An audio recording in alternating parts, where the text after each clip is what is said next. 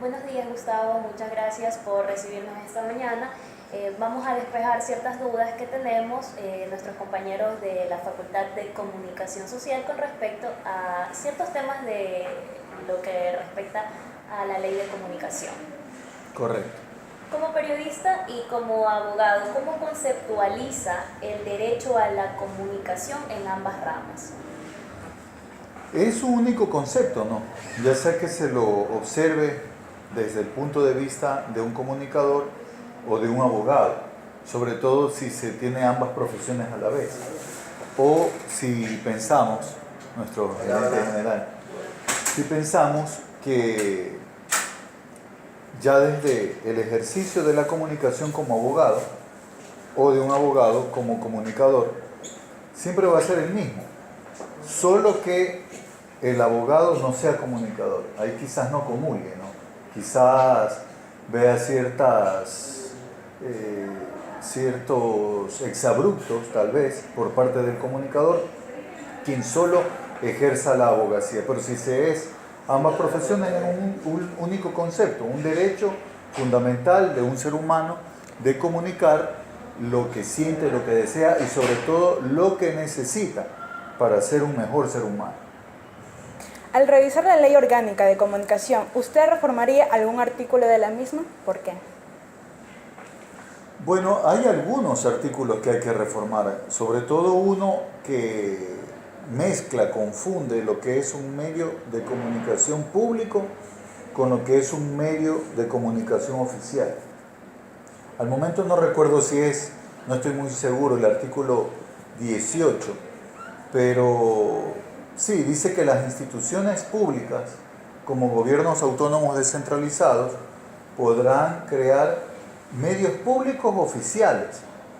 No se puede confundir. Una cosa es un medio público, como Ecuador TV o Radio Pública, que conformaban RTV Ecuador, ahora son parte del Telégrafo Medios Públicos GP.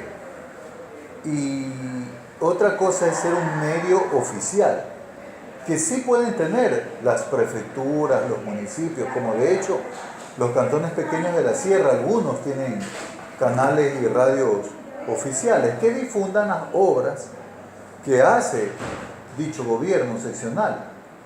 Pero otra cosa es un medio público que vive de los impuestos que se le cobra y que pagan todos los ecuatorianos.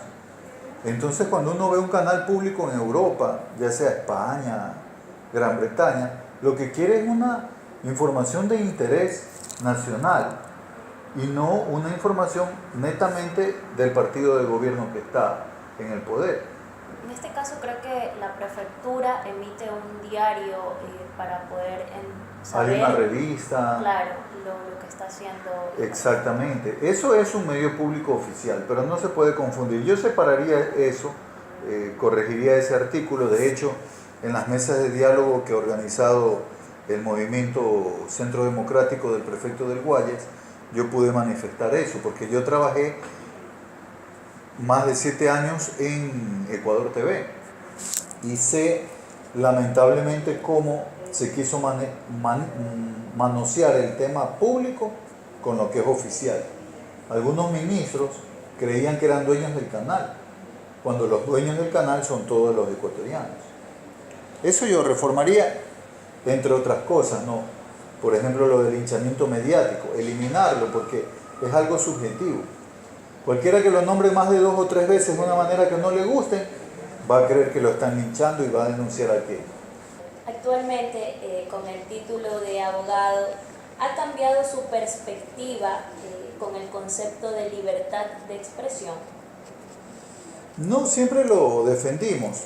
Lo que sí siente el periodista, en algunos casos como el mío, se siente frustrado porque hace muchas investigaciones judiciales y estudia algunas leyes y estudia y se aprende a veces hasta ciertos artículos para poder cuestionar a un juez, para poder cuestionar a un abogado y que vengan y le pregunten, ¿usted es abogado?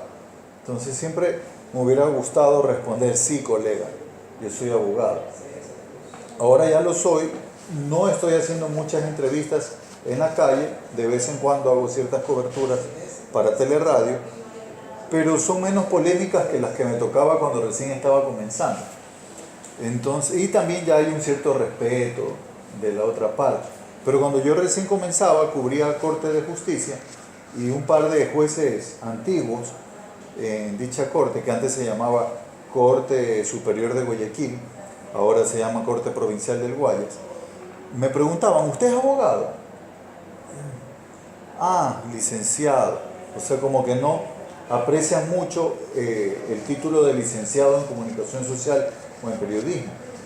Pues uno tiene que hacerlo respetar como periodista en ejercicio. Ahora como abogado, pues me siento más respaldado. El hecho de haber estudiado 5 años leyes me ha hecho repasar algunas que como periodista ya estudié y conocer de otros cuerpos legales nuevos como el Código Integral Penal, el COGEP, el Código General de Procesos, que trataron de simplificar un poco las cosas, pero a final de cuentas me entero de casos de amigos que, como saben que ya soy abogado, me envían ciertas resoluciones y sentencias de desahucio. Una jueza está ordenando desahuciar a alguien que ya no vive en una casa. Yo no le encuentro lógica, entonces por eso estoy elevando una queja ante el Consejo de la Judicatura, porque de paso vengo retirando mi credencial del Foro de Abogados. En el transcurso de su trayectoria, ¿ha sido usted objeto de linchamiento mediático? No, así como estoy en contra de ese término en la ley de comunicación, linchamiento mediático, no creo que haya sido linchado, sino preguntémosle a los compañeros periodistas deportivos que están ahí, ¿cuántos jugadores de fútbol a la misma Odalia, cuántos jugadores de fútbol Odalis se hubieran quejado de que los linchan mediáticamente?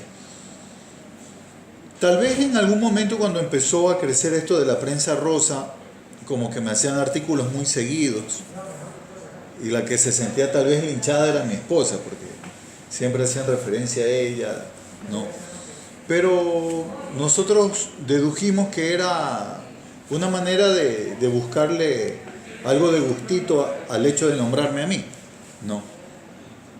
Pero no me he sentido linchado mediáticamente. Por el momento. En su carrera profesional, ¿ha aplicado el derecho a la cláusula de conciencia? No, tampoco. Ustedes cuando vayan a ejercer esta hermosa profesión, ¿creen que en algún momento la van a usar? Ahora yo le pregunto a usted, Pamela. Tal vez no. Depende Sí. de qué es lo que me estén pidiendo en el medida que me encuentre laborando. Por ejemplo.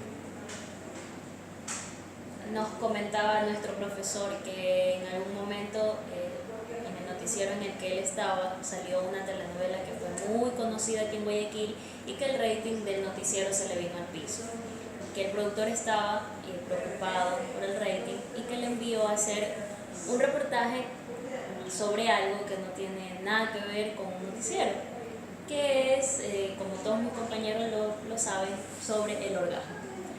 Parece que el productor cayó ya en la desesperación y él hizo uso de la cláusula de conciencia y dijo que no, que eso no iba en un noticiero. Por ejemplo, si me piden a mí algo así, tal vez sí me negaría. Bueno, depende, ¿no? Por lo general se puede citar esto en temas de religión también, ¿no? Aunque yo desde mi primer canal he hecho distintos temas de religiones que yo no he practicado, ni creo que voy a practicar, pero he cumplido con hacer el tema, ¿no?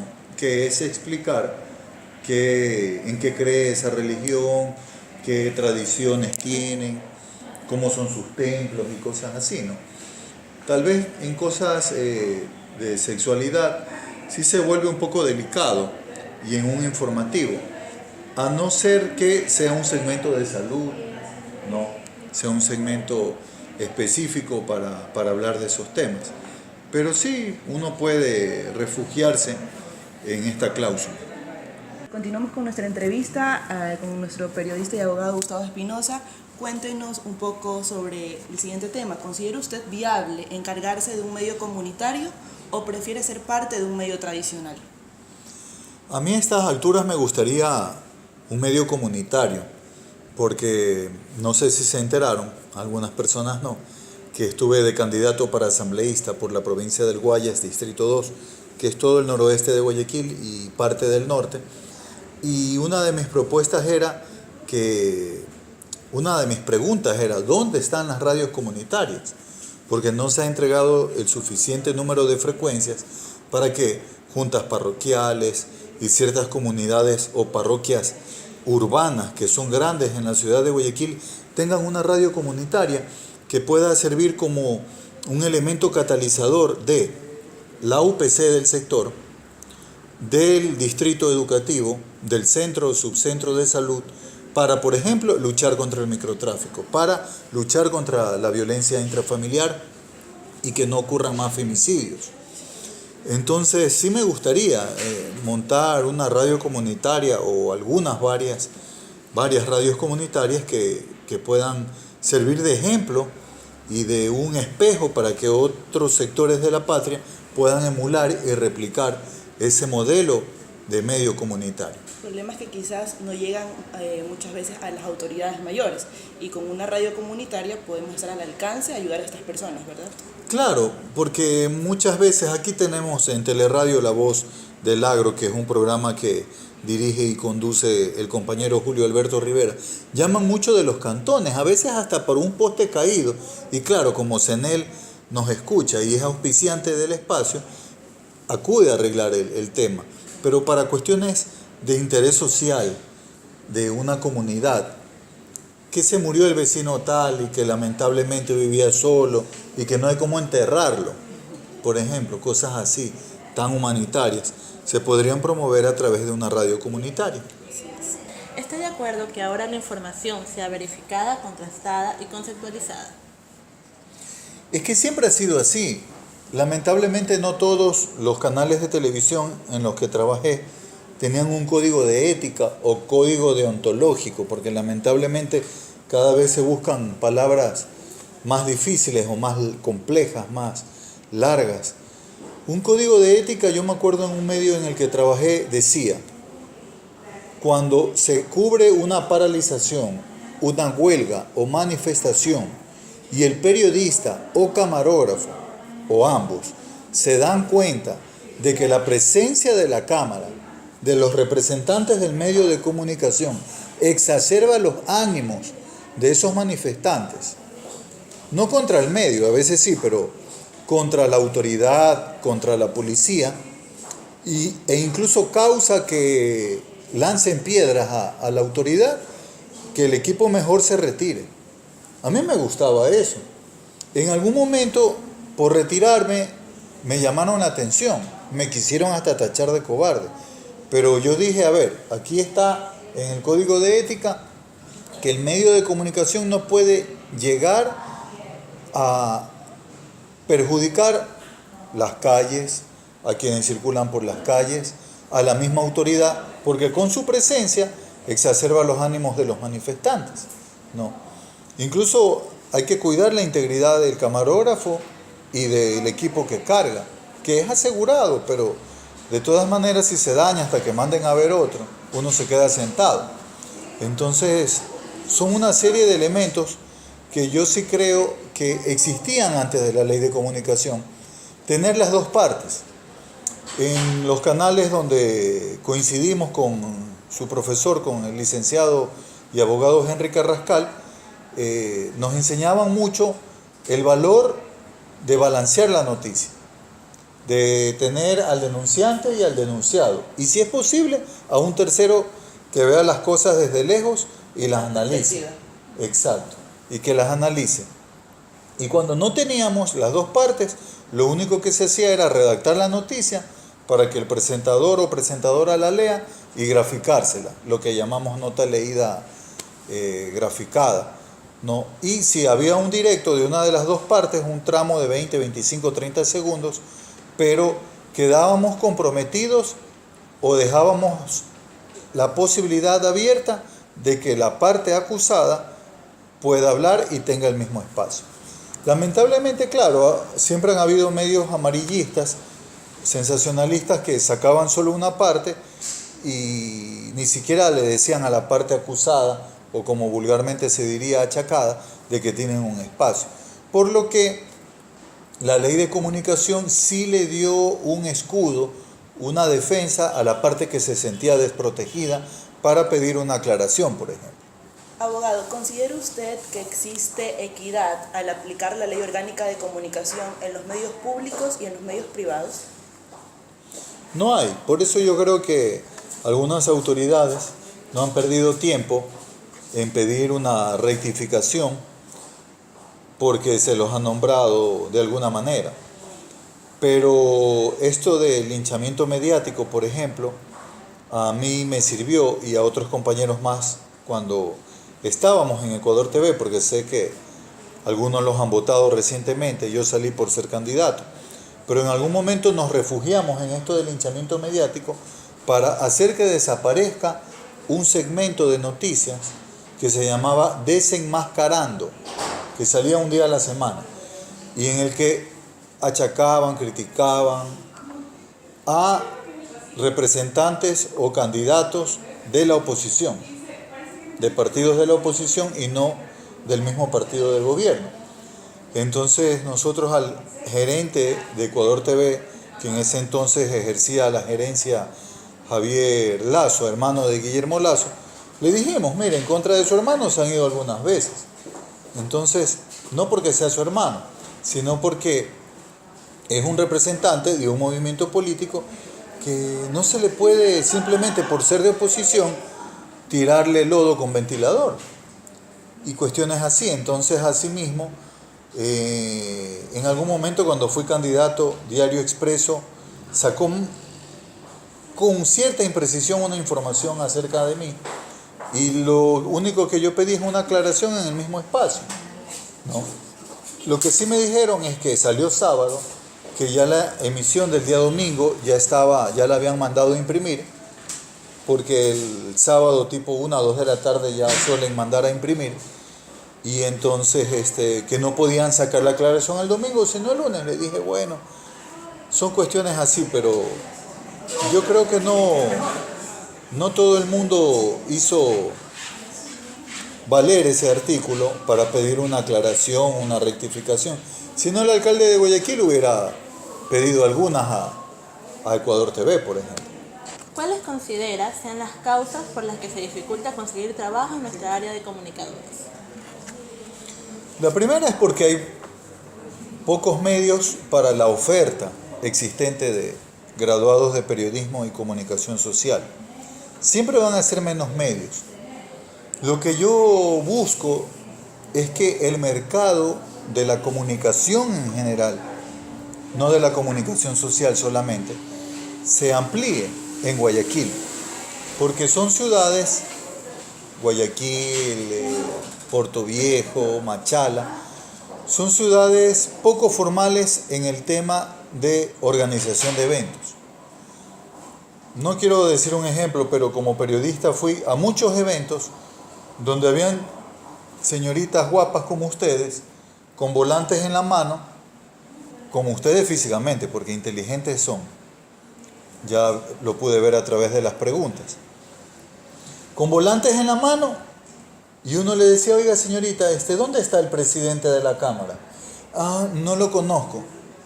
Oiga, y entonces, ¿usted cree que yo pueda hablar con alguien acerca del derecho a mantener el secreto profesional? Ya vi la siguiente pregunta. No sé, yo solo estoy entregando las volantes. Aquí en Guayaquil y en otras ciudades de la costa solo contratan attachés para los eventos y no contratan profesionales de comunicación o de relaciones públicas para organizar toda la parte comunicacional previa al evento, durante el evento y post-evento. Entonces, si se formalizara el mercado en Guayaquil, hubiera cabida para todos los que se gradúan de la Casa Grande, de la Faxo, de la Laica, de ahí es Henry, del ITV, de Santa María, del TES, de la UES. O sea, hay una gran oferta de profesionales de la comunicación. Ahora con esto de los medios digitales yo creo que también puede haber más cabida mayor difusión de los mensajes, porque los jóvenes consumen lo que es Facebook, Instagram, Redes sociales. Snapchat, redes sociales en general, y tal vez empezar a difundir por ahí. Yo me demoré un poquito, cuando le respondí, me demoré un poquito porque me encontré en el centro con un restaurante nuevo, bonito, que vendía tigrillo, en pleno centro por la iglesia de San Agustín. Yo salía de la corte provincial. Y la señora me dice, ha sido duro, ella es de Chone. Pero mis sobrinas que están sentadas ahí, comiéndose un bolonzazo, eran delgadas como ustedes, pero no sé dónde les entraba tremendo bolón, le habían ayudado a través de redes sociales a hacerse más famoso el restaurante, a hacerse publicidad, y ya tiene más comensales. O sea, pero claro, porque las chicas, sobrinas de la dueña, estudian comunicación y manejan redes. Pero yo creo que es cuestión también de buscarse mercado. No todo el mundo va a estar frente o detrás de una cámara, sino pueden ser radios, pueden ser medios digitales, pueden ser periódicos impresos o revistas y periódicos digitales. Algo muy importante que usted menciona es los medios digitales que ahora existen en las redes sociales. En lo personal tengo una radio online, entonces también considero que dependería ya del estudiante, de la persona, ampliar sus lugares donde pueda hacer uso de la carrera en que se está graduando, ¿no? Si bien es cierto, en un medio tradicional aún se ve que hay que tener una, por decirlo, palanca para ingresar ahí, ¿verdad? Entonces, considero no sería estancarse en tengo que entrar a un medio tradicional para desempeñar mi área. Ya depende de uno hacerse cabida en otros medios. Pero a veces hay gente que no arriesga. Yo dejé una carrera en el Banco Continental donde ya iba a cumplir 4 años y algunos dirán, mejor que se fue de ese banco que cerró. Pero era buena escuela y de ahí salían hacia otros bancos. Y algunos me dijeron, pero ¿qué hiciste? Ya pasaste de caja al área de crédito, ¿qué hiciste? Es que yo estudio periodismo y no hacía nada en un banco. El departamento de relaciones públicas lo manejaba la sobrina de los dueños y tenía una secretaria. Pero arriesgué y me fui a hacer prácticas en los medios, porque hay que golpear las puertas, no hay que esperar sentado a que le vengan a decir, hey, venga a ganar $1.500 mensuales. Hay que golpear las puertas. Y cuando yo le contaba eso a mis compañeros, porque lo hice en las vacaciones, entre 4º y 5º curso, mis compañeros me decían, no, pero es que no voy a dejar, hasta luego doctora, no voy a dejar el trabajo en Filambanco, que también cerró, no voy a dejar el trabajo en la empresa eléctrica, no voy a dejar el trabajo en tal o cual institución, donde hacían una cosa totalmente distinta a lo que estaban estudiando. ¿Por qué? Porque ya tenían una antigüedad, porque ya tenían un sueldo y no querían empezar de cero en el periodismo. Para finalizar, la última pregunta, ¿considera usted, de acuerdo al artículo 41, el derecho a mantener el secreto profesional, en algún momento en toda su trayectoria le ha tocado ser víctima o ha sido forzado a revelar información profesional en alguna noticia que usted tuvo que desempeñar y se vio forzado por algún directivo a revelar de dónde fue la fuente? Solo una vez me llamaron a un juicio porque una cobertura que yo realicé un día domingo de una fuga de la penitenciaría del Litoral, murieron los 3 presos que se fugaron. Aunque uno fue vuelto a capturar con vida, apareció muerto después. Sin embargo, yo tuve que decir en ese juicio que el individuo que había sido recapturado vivo, mientras que yo lo vi hasta que regresó a la penitenciaría, seguía vivo. A mí no me constó ni fui testigo del momento en que, según la autoridad, ciertos policías le habían quitado la vida dentro de la penitenciaría. Pero de ahí cuestiones de que me hayan llamado a juicio por decir o revelar el nombre del denunciante, no. En ese sentido hay mucho respeto al sigilo periodístico. Ha sido un placer realizarle esta entrevista a usted, Gustavo Espinosa. Muchas gracias por brindarnos toda esta información que nos va a servir mucho a nosotros como estudiantes de comunicación social. Gracias a ustedes por visitar Teleradio, por consultar a este profesional y vuelva usted también a ser parte del equipo de periodistas deportivos de Teleradio.